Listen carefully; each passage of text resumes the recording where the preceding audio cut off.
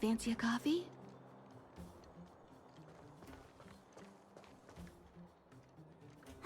Well, now that we're done with that whole situation in the underworld, we can finally look for the Stellaron. But thinking about it, I feel a bit bad about Clara. We promised her that our talks with Svarog would go peacefully.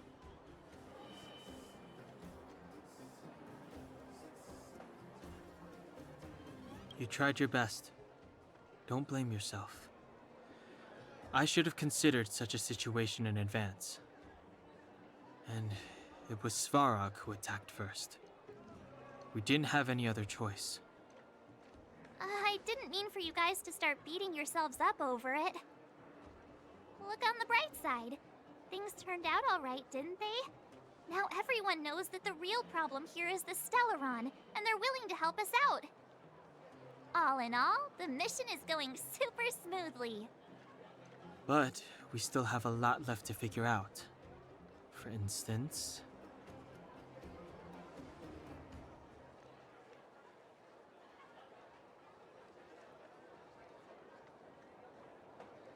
Exactly. We don't even have the Stellaron's coordinates and location. Cocolia's sudden change in attitude is also very curious. We still haven't put all of the pieces together.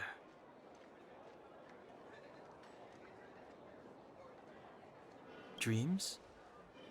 Oh, I remember you mentioned something about strange dreams before.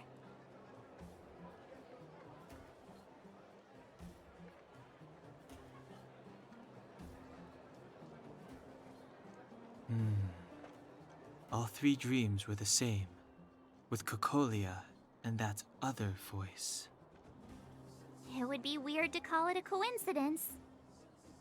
I'm wondering if these dreams aren't just random, if there's some meaning behind them.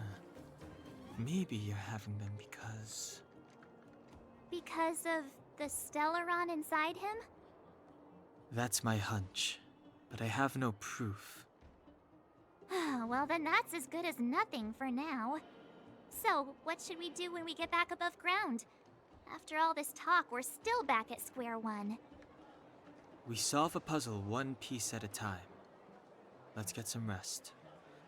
We'll talk to Wildfire tomorrow and get to the bottom of this. Also, there's still one more key character we haven't talked to yet. Her connection to Cocolia may be the key to cracking this mystery.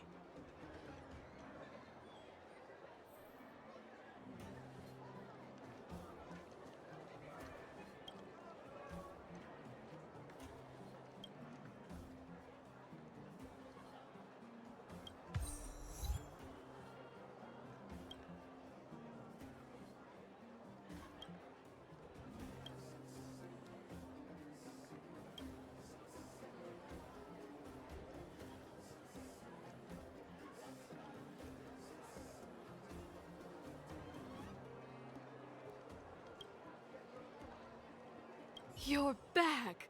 I've heard from Wildfire that you helped resolve that whole situation with Svarog. Amazing. It must have been exhausting. Please have some food and get a good night's rest.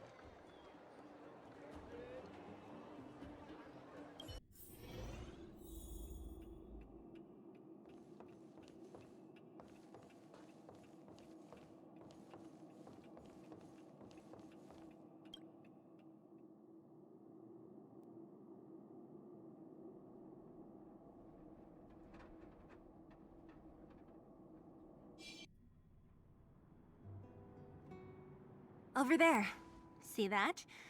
That used to be the worst street in Rivet Town, and it's also where I grew up.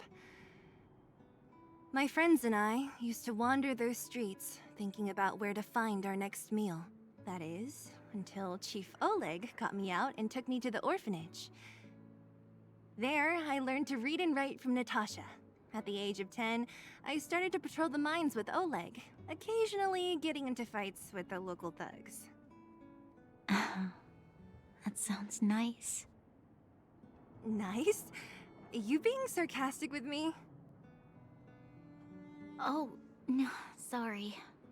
Life in the underworld is difficult. I shouldn't be speaking about it so lightly. Ugh, you're always so serious. It really gets on people's nerves sometimes, you know? Right. What I meant was... I kind of envy you, Zila. For as long as I can remember, my days have been an endless cycle of studying, etiquette lessons, and training. Every day, all I hear is, "Remember who you are, Bronya. This is against the Architect's admonishments, Bronya. Ladies shouldn't use such foul language, Bronya." Some may envy this kind of life, but I have felt trapped. When every choice and every goal has already been made for you. You probably can't imagine how that feels. No, I can't. But more importantly, what kind of foul language were you using?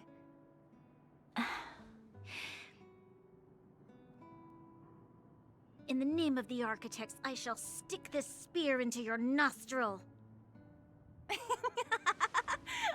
That's it? Oh, that's nothing. Looks like I'll have to teach you some underworld slang before you go back. No, that won't be necessary. It'll be better than poking people's nostrils, at least. I never thought that I'd be here having a heart-to-heart with the future Guardian. As a kid, I didn't meet many people who lived in the overworld. I only heard stories from the grown-ups and figured you were all just a bunch of cold snobs. I've heard from some Silvermane veterans that before the orders were made to seal off the underworld from the overworld, there was no difference between the two places. Everybody ate the same food, chatted about the same topics, celebrated the same festivals. Even though times are different now, things like the joys and sorrows of life, the ties between people, these precious things must certainly still connect us all. If there is a way to bridge the gap between the two worlds, we can definitely go back to the time when you and I were not divided, when we could stand side by side against the Eternal Freeze and the Fragmentum. I'm not like you. I don't have that many grand plans for the future. But if that's the future you want, I'm willing to build this bridge with you. Thank you, Zila. Your trust is very important to me. Speaking of which, what are you going to do next? What Svarog revealed must have made quite an impact, huh? Yes. I thought I was prepared for anything, but... as long as I am the Guardian's successor, those truths will come out sooner or later.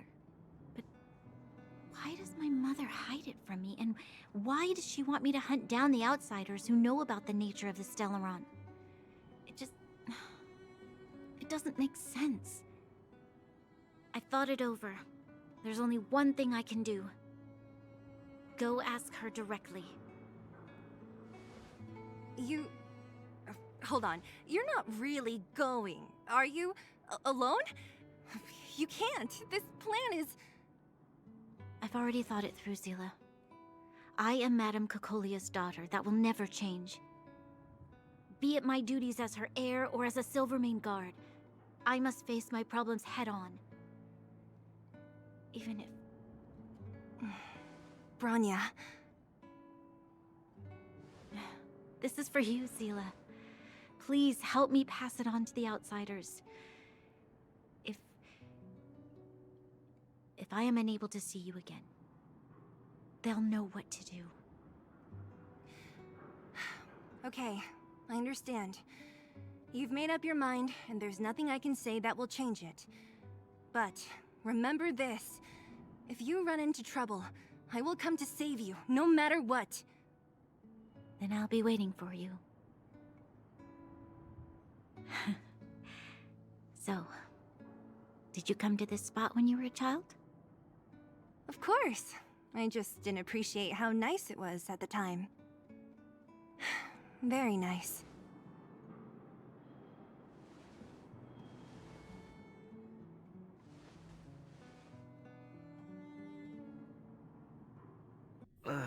That was a good sleep. I should go meet up with March and Danhong.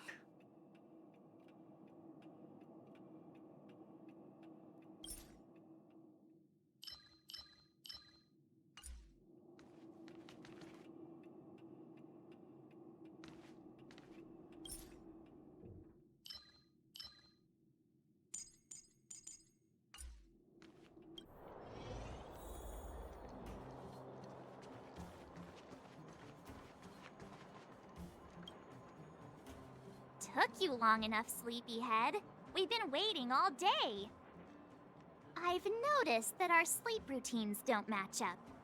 You either keep getting up in the middle of the night or snoozing away until the day's almost out. Unacceptable. You gotta work on your teamwork. Did you have a dream again last night?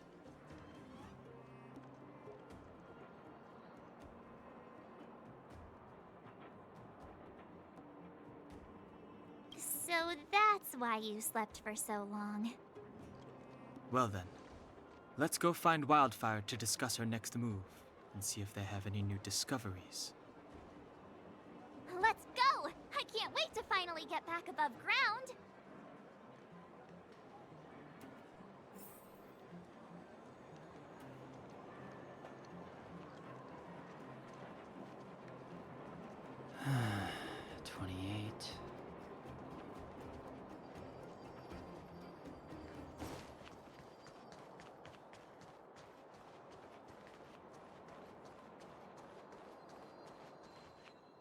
Oh, look who's here. It's the Banus Farag, the big hero of the underworld. And the other big heroes, Dan Hung and March 7th. Were those lines rehearsed? Where's Natasha? Is she here? She has a bunch of other things to attend to, so I hope you don't mind talking to this old man instead. I speak on behalf of Natasha. By the way, sorry for keeping that whole thing about her being the actual leader of Wildfire a secret.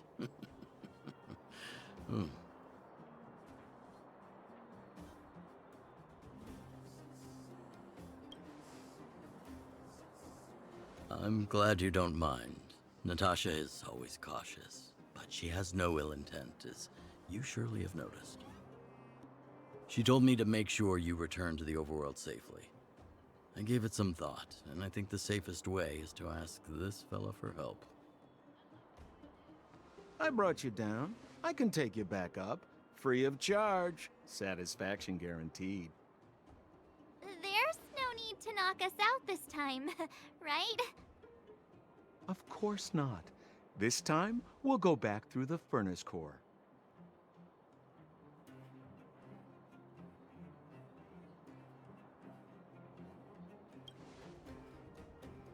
Well, for my sparkling companionship, of course. I jest. The path has been blocked for over 10 years, and very few know how to get through. That's where I come in. Ugh, enough chatter. Just be a good guide. Hold on. What about Branya? Why isn't she here? She already went back. As you know, she has some things to settle with the Supreme Guardian. What? She just ditched us and went back? How could you let her?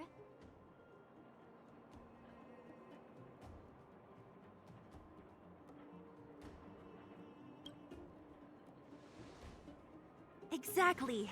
She has a lot of responsibilities. I don't completely understand, but I trust that she's trying to solve the problem. Oh, right. Branya told me to give you this. She left us a letter. Could this be one of those open in case of emergency letters? I've never gotten one of those before. Should we wait until we run into something dangerous? Stop overthinking and just open it.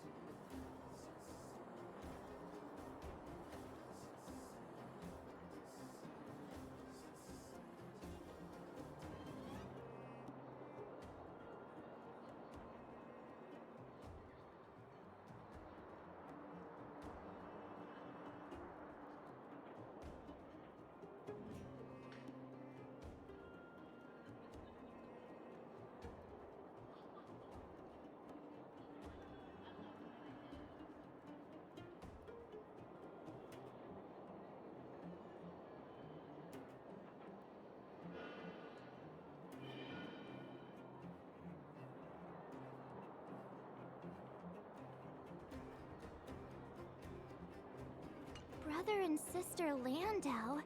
I know the brother must refer to Gepard, but who could the sister be? Oh, Serval! So she's Gepard's older sister.